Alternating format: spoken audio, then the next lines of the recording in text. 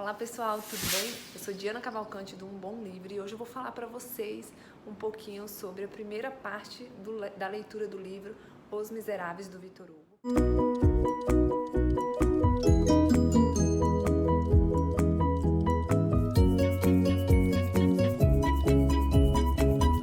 Participando de um projeto de leitura conjunta, lendo Calhamaços, e o primeiro livro que nós escolhemos para iniciar a leitura foi Os Miseráveis, do Victor Hugo, esse senhor calhamaço. E como proposta aí do projeto, eu estabeleci que iria fazer ao final de cada semana, ao finalizar a meta literária, um vídeo com as minhas impressões sobre a leitura. É bom lembrar que estes vídeos, né, que irão compor aí o diário de leitura, são basicamente destinados àquelas pessoas que já leram o livro ou que já leram aquela parte do livro. Tem spoiler, né? E assim, aí no final da leitura, claro que eu vou fazer um outro vídeo mais completo e sem spoiler, justamente para dar aquele estímulo para as pessoas que ainda não leram o livro. Mas os momentos dos diários de leitura, eles servem realmente para discutir um pouco do que já foi lido. Se não lê o livro e não quer ter spoiler, sugiro que você dê pause agora nesse vídeo e volte em um outro momento, ok? Beleza. Então vamos lá. Nós dividimos a leitura, né, do projeto Lendo Calhamaços aí mais ou menos com uma meta semanal de mais ou menos 150 páginas por semana. Ontem foi o último dia da primeira etapa, nós iniciamos dia 8 e finalizamos ontem a primeira semana. E aí eu vou falar para vocês um pouquinho hoje sobre o que eu achei, né? Usando o livro, essa é a edição da Martin Claret, né, esse volume único, esse livro maravilhoso, né, muito bonita a edição, a diagramação. Falar para vocês que eu estou adorando, eu estou achando assim a fonte muito boa, tá sendo muito tranquilo para entender. Eu gosto destes livros e tenho preferência por esses livros com as páginas mais amareladas do que aquelas páginas brancas. Eu sei que que existe uma edição da Kozak Naif, que é muito boa, as pessoas falam até que a tradução é bem melhor do que essa, só que a página é branca, ele é dividido em duas partes. Eu também não gosto muito desses livros divididos, né, em primeiro volume, segundo volume. Fazendo o acompanhamento da leitura pelo Kindle, quando possível, né, quando eu não posso levar o livro. Eu sempre faço marcações, eu já falei para vocês algumas vezes, com post-it, né, então aqui as partes que eu já li, eu fiz essas marcações. Eu também faço muito grifo nas passagens que são mais importantes, não sei se está dando para perceber aqui. E escrevo muita coisa no próprio livro também. E para me auxiliar na organização, né, da exposição dos pensamentos para vocês, eu elaborei este roteiro de estudo, né, como se fosse um diário de leitura. Uma vez que eu estou participando de um projeto de leitura conjunta, eu estou muito feliz e impressionada com a possibilidade que este projeto, né, de compartilhar a leitura com outras pessoas proporciona para a retenção das informações. Vou falar um pouquinho aqui sobre o prólogo e falar um pouco sobre a obra Os Miseráveis e o próprio Victor Hugo. Então, primeiro, o Victor Hugo foi um autor francês que teve uma influência social muito grande na França do século XIX, né? Ele omitia muitas opiniões e era escutado por muitas pessoas e às vezes incompreendido por outras, e por isso que foi perseguido diversas vezes. A sua genialidade assim, foi incrível desde muito cedo. Ele começou escrevendo poesia. Existe um relato de que ele, aos 14 anos, foi quando ele recebeu o primeiro prêmio dele. Na verdade, não recebeu. Os juízes ficaram sabendo que o vencedor, né, que a pessoa que tinha escrito aquela poesia, era um menino de 14 anos, loirinho, do olho azul. Eles duvidaram da autoria e não deram o prêmio para o Victor Hugo. Aos 20 anos, ele conseguiu receber pensão da corte real por ser poeta, né, por escrever poesias. E aí depois disso ele entrou aí nos dramas românticos e escreveu de tudo, até peças de teatro. Ele também tinha uma habilidade muito grande na questão dos desenhos, né, e era muito reconhecido também com relação a isso. E da sua influência política, né, e o seu posicionamento político da época, ele foi, como eu já falei, muito incompreendido e por conta disso ele foi exilado. E foi justamente no período do exílio que ele escreveu a obra Os Miseráveis. Foi uma obra escrita realmente para ser popular, né, para que todo mundo pudesse ler, para ser um best-seller, e realmente, gente, a leitura é muito tranquila. é simples, não tem muitos arranjos, né? Assim, existe algumas partes bem descritas, com detalhes históricos, que inclusive são partes que não me atraíram muito, mas eu sei que existe um fundo muito grande para quem é historiador, para quem gosta de história e para quem viveu aquela época. Deve ter sido assim um prato fantástico. Ele também passou por muitos conflitos na família. Ele tinha 4 filhos e todos os filhos dele morreram antes dele. A filha mais nova inclusive enlouqueceu e morreu antes dele. A mais velha, que era considerada a favorita dele, morreu em um acidente trágico com o marido recém-casado, né? Eles morreram afogados. E depois os outros 2 filhos homens dele também morreram. Então, assim, ele ficou basicamente com os netos. Houve uma época até que ele escreveu muito sobre a vida de avô, né? A relação com os netos. Estou amando a escrita desse autor. Eu sei que ele tem muito mais a oferecer do que eu posso compreender agora. Espero realmente poder fazer novamente a leitura desta obra, de outras obras dele. É interessante como o livro também, o prólogo, aponta como este autor foi influente para autores brasileiros, como Machado de Assis, como José de Alencar, como o próprio Jorge Amado. E este livro começa narrando a história de um personagem assim... Eu não li o livro todo, mas eu posso dizer que esse é um dos meus personagens preferidos, que é o Bispo. O Bispo, que tem a representação ali do religioso. Bom, um homem normal, que foi casado, em um determinado momento da vida, essa esposa dele vai a óbito, e aí depois ele se torna um religioso, mas um religioso daquela forma que nós queríamos que todos fossem, né?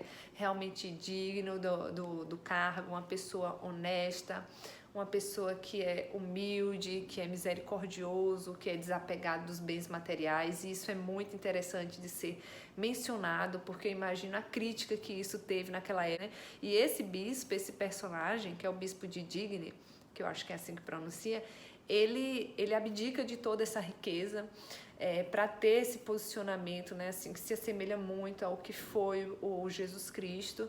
E ele, inclusive, tem uma passagem muito interessante, que é quando ele troca a moradia dele, né? Ele começou auxiliando ali as pessoas que estavam em um hospital, né? Pessoas que viviam abandonadas e que eram levadas para um hospital, mais ou menos um hospital ali público. E em determinado momento ele vai nesse hospital e percebe o tamanho daquele hospital, ele percebe como aquilo é incongruente com que a realidade apresenta, porque ele percebe o tamanho da residência que ele tem enquanto bispo, que é superior ao tamanho do hospital. Ele propõe a troca das residências e a troca de vida também, porque ele doa tudo que tem na residência e tudo que ele tem também, vestimentas, a parte do salário que ele recebe. Inclusive é bem detalhado essa parte onde mostra o destino do dinheiro que ele recebe. E ele realmente é aquela pessoa que deixa as portas abertas, né, da sua casa.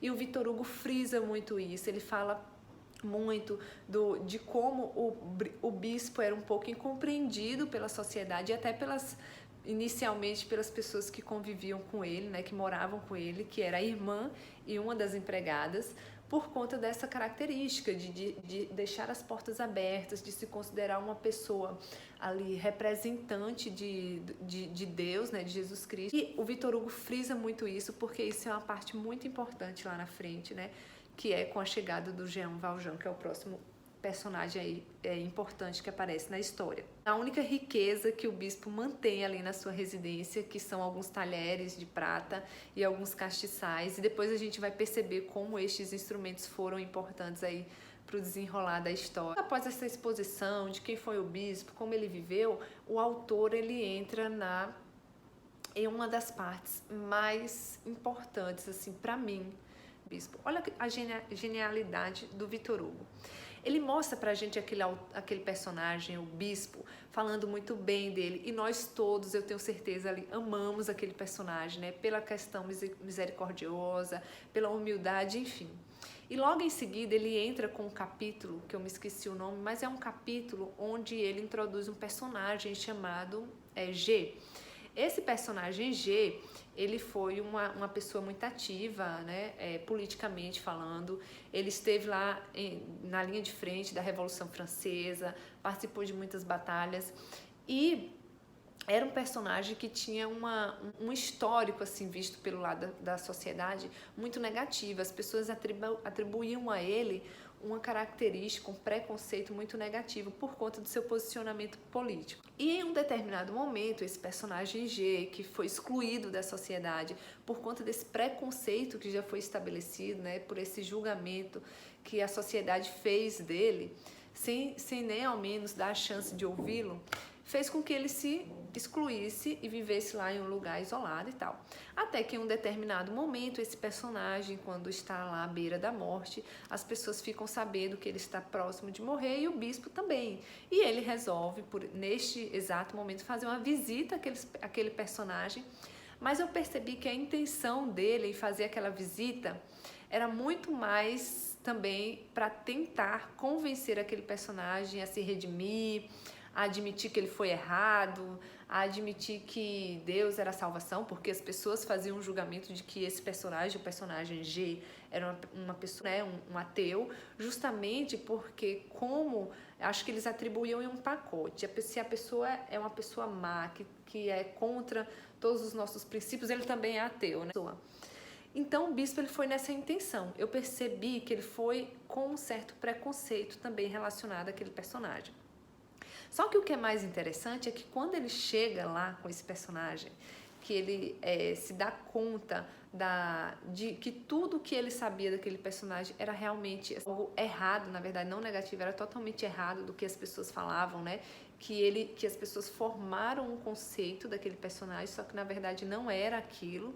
Ele tinha um posicionamento de humanidade que se assemelhava muito ao do bispo, de desapego também, que se assemelhava muito ao do bispo. E o que é mais interessante, ele não era ateu, como as pessoas falavam. E o capítulo é repleto de diálogos entre esses personagens, onde o personagem G fala muito do seu posicionamento, ele cita passagens de Jesus Cristo com relação às crianças, ele vai tocando na ferida assim, do bispo, quando ele se compara em diversos momentos. O que permitiu o bispo receber o Jean Valjean foi justamente esta experiência que ele teve com o personagem G, que abriu a cabeça dele, que tirou todo o preconceito do coração, que permitiu que ele ali, diante da presença do Jean Valjean, o recebesse sem fazer nenhum julgamento anterior, como que era o que a sociedade fazia, né? E que fez realmente. Como o autor consegue colocar alguns capítulos e alguns personagens na hora certa para nos fazer entender o que vem à frente, porque o personagem do G, ele teve único e exclusivamente este papel, não de nos mostrar quem foi o G, mas de nos mostrar quem foi o bispo e como ele era antes, como ele ficou depois desse encontro e como isso iria influenciar ali na chegada daquele personagem que é aí, talvez, eu acho, não sei, mas como as pessoas falam que é o personagem principal. Então, logo após isso, a gente entra lá no terceiro livro, se eu não me engano, no segundo ou no terceiro livro, onde representa aí a chegada do personagem Jean Valjean. E aí nesse capítulo o autor nos mostra realmente quem é aquele personagem, que era uma personagem que trabalhava podando árvores, se eu não me engano.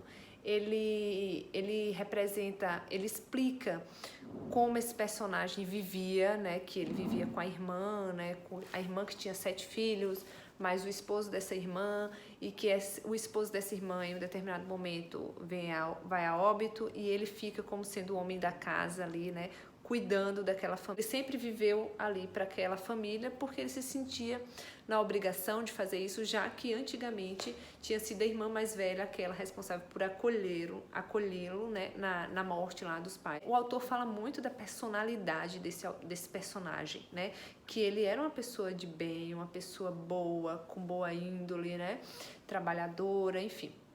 E lá no meio do capítulo ele fala de todos os problemas que aconteceram na França naquela época, da miséria, da falta de cuidado público com a população. E essa família sofreu com isso e aí em um determinado momento eles não tinham o que comer, não tinham dinheiro para se sustentar, e é nesse momento onde o Jean Valjean comete lá o seu crime, que foi quebrar a janela de uma padaria e roubar um pão para essas 7 crianças, né? E ele é condenado por conta disso a 5 anos. O que é bem interessante é que ele fala qual foi o crime do personagem, o tempo, né, da condenação, que foram 5 anos, mas ele reforça que o personagem ficou mais tempo do que isso. Ele ficou 19 anos preso devido às tentativas de fuga que ele fez aí ao longo da vida dele. E com o sofrimento proporcionou ali na mudança de personalidade de sentimentos daquele personagem. Ele fala que ele ficou uma pessoa muito mais dura, uma pessoa muito mais rude, que começou a odiar a sociedade, os governantes, que ele refletia muito sobre isso, sobre o que ele tinha feito para ter sido tão grave a ponto dele estar ali nas galés, né, sofrendo tanto, junto com aqueles outros condenados. Enfim, ele fala muito sobre essa mudança de sentimentos que acontece naquele personagem. Mas, ao mesmo tempo, ele fala que apesar dessa mudança de sentimentos daquele personagem, ele ainda se mantinha com a essência de um homem bom. E após cumprir aí sua pena, esse personagem foi aí libertado. E o que é mais interessante, ele, na saída do Jean Valjean, ele recebia por ter trabalhado lá um certo tempo, lá nas galés. E ele recebeu menos do que ele deveria ter recebido pelo tempo de trabalho. E nesse momento ele fala das reflexões que esse personagem teve, porque ele já sabia quanto ele deveria receber devido ao tempo de trabalho. E ele recebe muito menos.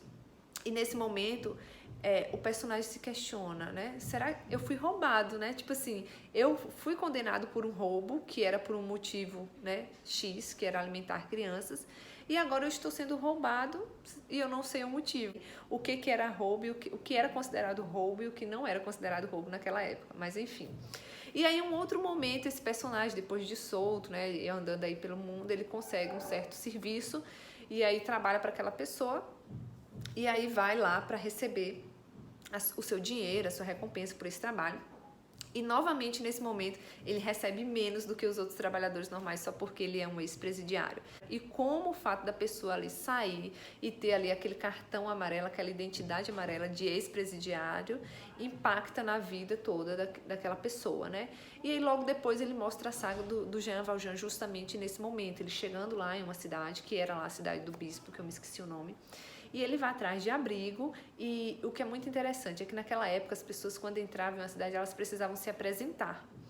E foi a primeira coisa que o Jean Valjean fez, né? Ele foi lá e se apresentou na delegacia, lá na polícia, e aí naquele momento que ele se apresenta e que as pessoas ali, a polícia, fica sabendo que ele é um ex-presidiário por conta dessa identidade amarela, isso se espalha pela cidade toda. E aí ele não consegue abrigo em lugar nenhum, porque as pessoas o julgam por ser um ex-presidiário, um assassino, um criminoso, papapá. E ele não consegue um lugar para comer nem para dormir. Até que ele desiste em determinado momento de ir atrás de abrigo e deita lá na frente da igreja, em um banco de pedra, até que uma senhora chega e fala: você já bateu naquela casa, né? E aí fala para ele bater na casa do bispo. É lá que ele encontra realmente o abrigo. E aí recebeu aquele personagem de braços abertos, tratou o Jean Valjean como se fosse recebendo ali um cardeal, enfim. Pediu para a empregada arrumar a cama e foi tudo aquilo. E o que é mais interessante que o Victor Hugo nos expõe é o sentimento do Jean Valjean frente a isso, porque até ele mesmo tinha um certo preconceito consigo. Ele pensava assim: mas como assim você está me atendendo, me recebendo? Olha, eu sou um criminoso, olha aqui meu passaporte amarelo, né? Então ele queria expor isso: olha, não estou te enganando, eu vim aqui, eu fiz isso, eu sou um criminoso, eu fiquei tanto tempo preso, ninguém me recebeu. E aí a resposta do bispo é justamente oposto ao que ele imaginava, né? E ele fica o tempo inteiro ali se questionando por que ele fez isso, por que ele o recebeu de uma forma com tanta amizade, com tanta familiaridade, com tanta cortesia, né? Esse conflito de pensamentos do Jean Valjean, o Victor Hugo expõe muito, inclusive no momento em que o Jean Valjean está indo embora e lá na madrugada entra no quarto do bispo para roubar as únicas relíquias que tinham naquela residência, que eram lá os talheres de prata e os castiçais. Jean Valjean fez isso mesmo que fosse como se estivesse assim, querendo admitir: olha, eu sou um criminoso mesmo, eu vou aqui roubar isso porque Até ele tinha essa sensação, né? Eu vivi tanto tempo com esse rótulo que eu agora vou assumir esse rótulo, né? E aí foi lá e roubou mesmo, justamente para afirmar essa identidade. E o que é mais interessante, é claro que ele é capturado e aí os policiais o levam de volta lá para a casa do bispo e falam, olha, esse daqui roubou seus objetos, é ele mesmo, nós vamos levá-lo para a prisão. E a reação do bispo é o mais importante neste momento, neste encontro, porque é isso que vai mudar a personalidade, né? O posicionamento do Jean Valjean. O bispo, ele realmente fala para os policiais que ele não roubou, que aquilo ali era dele, inclusive que ele tinha esquecido os 2 castiçais, e vai lá e pega e entrega. E o Jean Valjean fica assim, né? Sem entender nada, mudo. Naquela hora, acho que cai assim toda a ficha dele. Ele não compreende aquele momento, é tão indignado com aquela reação, porque ele viveu 19 anos da vida dele sendo julgado, sendo apontado, sendo martirizado por uma coisa pequena. E na hora que ele comete realmente o crime, que foi roubar ali algo de precioso, ele é por aquela pessoa, né, assim, acolhida. Isso torna ali um conflito muito grande na cabeça dele. E na saída dele, o bispo planta no coração daquela pessoa, na mente daquela pessoa, a mudança de vida dele. Que ele fala assim, eu estou com isso comprando a sua alma, né? Lembre-se que você vai usar essa riqueza, que você me prometeu usar essa riqueza para se transformar em um homem de bem. E aí, neste momento, é que o Jean Valjean, ele sai ali confuso, e ali os pensamentos dele, do que aquilo representou, que vai lá no futuro formar o novo posicionamento dele. Então, assim, essa foi uma parte importante da história, do encontro do Jean Valjean com o bispo e de como ele vai se transformar após esse encontro. Novamente, o Victor Hugo faz isso, né? Ele coloca 2 personagens se encontrando, trocando experiências, e como isso vai transformar a vida de uma outra pessoa. E logo após esse capítulo, a gente entra aí no verdadeiro capítulo que fala da Fantine. Fantine era uma moça daquela época, muito simples, muito ingênua, ignorante no sentido de que não teve instrução, mas era uma pessoa de bom coração, muito recatada, muito reservada, mas que muito bonita também, ela era loira, de dentes muito bonitos, e ele frisa muito isso nos dentes, porque eu imagino que naquela época ter dentes bonitos não eram lá essa coisa, né? Mas ele fala muito isso como se fosse assim o triunfo dela, né? Ela tinha cabelos loiros, mas ela tinha dentes muito bonitos. E aí ela, em determinado momento da vida dela, encontra alguns amigos, aquele negócio de adolescente, e aí eles conhecem estudantes de direito que estavam ali na cidade, né, estudando naquele momento. Elas têm uma relação de namorico com eles, só que para todas as outras meninas era uma brincadeira, um namorico passageiro, mas para ela não, para ela a pessoa com quem ela estava ali envolvida na paquera era uma pessoa que ela estava realmente apaixonada, aquele negócio de paixão de adolescente, né? Até que esses meninos que não estavam aí muito assim, envolvidos de fato com elas, pregam a peça nelas e tal, leva na brincadeira e vão embora em um determinado momento e abandonam aquelas meninas ali. Para todas as outras isso não tem nenhum impacto, mas para Fantine aquilo foi o mundo desabando, né? Eu parei nessa parte, mas eu já imagino o que vem aí pela frente. Bom, então a gente finaliza aqui a primeira parte do livro Os Miseráveis, né? Dizer para vocês assim que foi muito boa a leitura. Eu realmente tive dias que eu queria continuar um pouco mais, mas não quis avançar justamente para respeitar aí o período. Em outros momentos, em outros dias, eu andei muito pouco por conta de questões aqui de dentro de casa, do dia a dia, que me possibilitaram de ler mais. Mas assim, eu consegui fechar a meta semanal.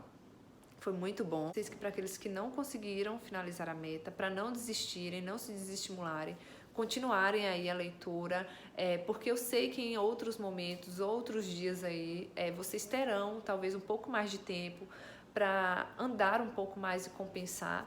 E falar falar que o mais importante, o objetivo principal do projeto é realmente iniciar aí o hábito da leitura, ou seja, manter a periodicidade da leitura, ler todos os dias, mesmo que pouco, se envolvendo com a história, se precisar voltar, que volte, né? E assim, e a leitura compartilhada é justamente para isso, para a gente trocar essa informação e não só fazer a leitura completa, mas também fazer uma boa leitura, captando realmente a essência, ouvindo opiniões diferentes sobre o livro, tá? Então, mais uma vez, obrigada.